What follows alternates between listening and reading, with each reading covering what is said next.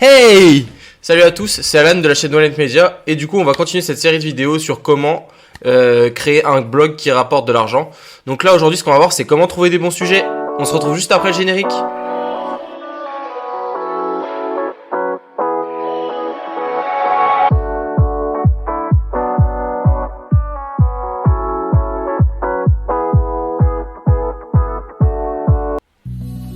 Donc aujourd'hui, on va voir comment trouver de bons sujets en SEO.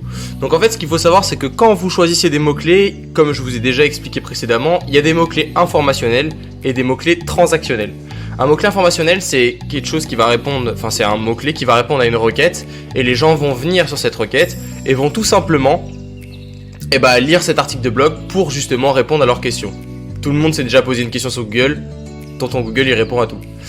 Transactionnel, ça va du coup être forcément un produit ou autre chose. Par exemple, collier pour chien avec des pics. Voilà.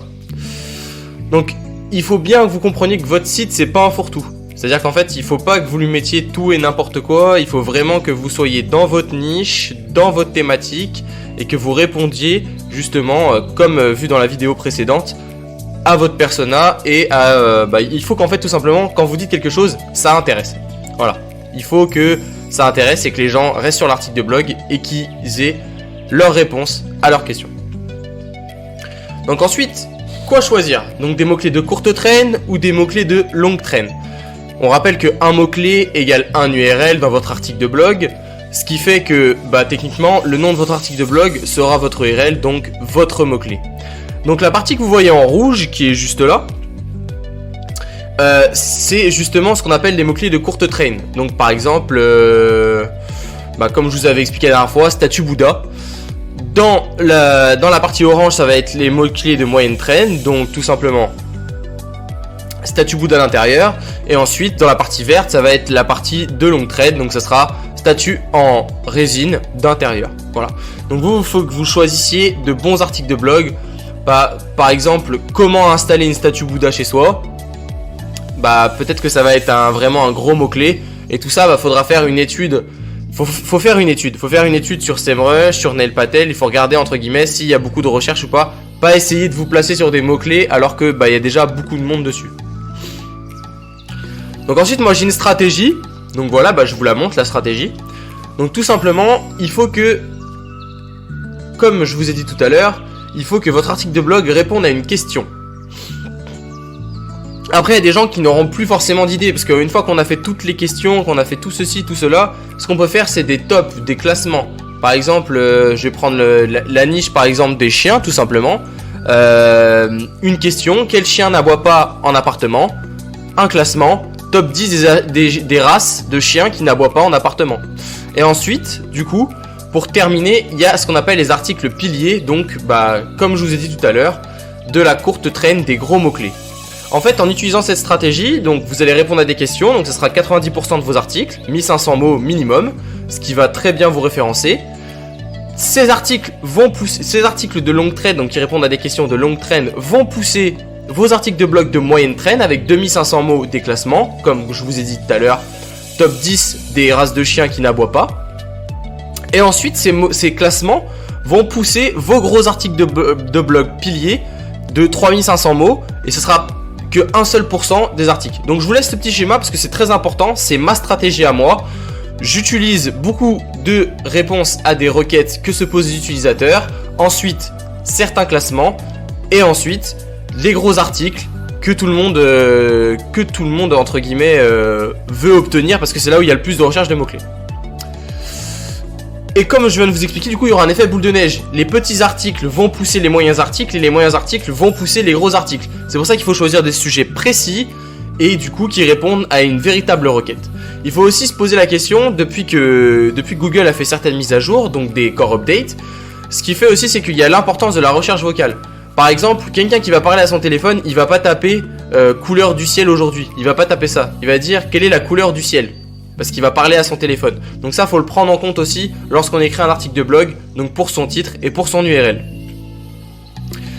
Les outils, du coup, qui nous permettent d'analyser si ce sont des bons mots-clés ou pas. Moi, alors, je vous dis d'utiliser Neil Patel et SEMrush parce qu'en fait, ça vous donne une idée de combien de personnes tapent ce mot-clé par mois. Mais je pense que pour des articles de blog, le meilleur outil, bah je vais vous le donner du coup, c'est Google, c'est l'autosuggestion de Google. Tout simplement parce que Google, vous tapez quelque chose, il va vous proposer tout ce qu'ont tapé les autres utilisateurs. Comment être premier sur Google, comment être premier de sa classe, comment être premier de la classe, comment être premier au cross. J'ai juste tapé comment être premier et il m'a proposé des tonnes et des tonnes et des tonnes de suggestions pour des futurs articles. Du coup, en fait, il va falloir aussi choisir ses batailles.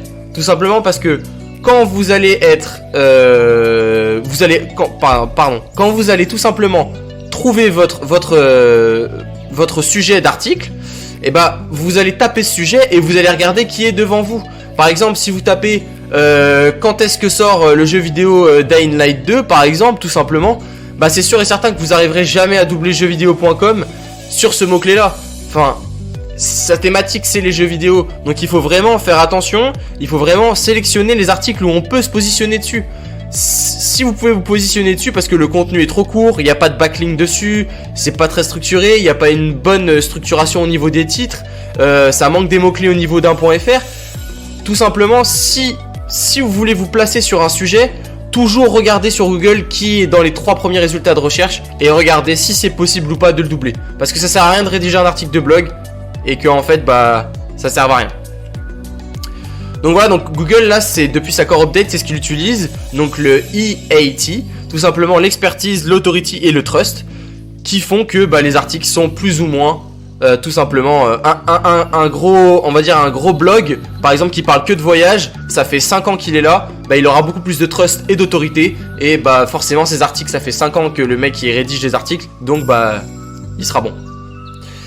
Donc là bah voilà, expertise, contenu de qualité et réponse à un besoin. Authority, c'était des articles scientifiques, donc vous pouvez très bien faire des liens externes vers d'autres vers d'autres articles qui pourront justement donner quelque chose de beaucoup plus scientifique et de beaucoup plus spécifique si jamais.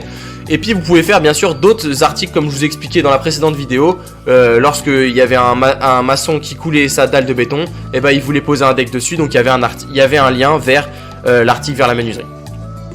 Faut que vous deveniez vraiment expert dans votre sujet. Tout simplement parce qu'il faut devenir expert dans son sujet. Parce que il faut que vous puissiez répondre à toutes les demandes des utilisateurs. Donc il faut vous renseigner.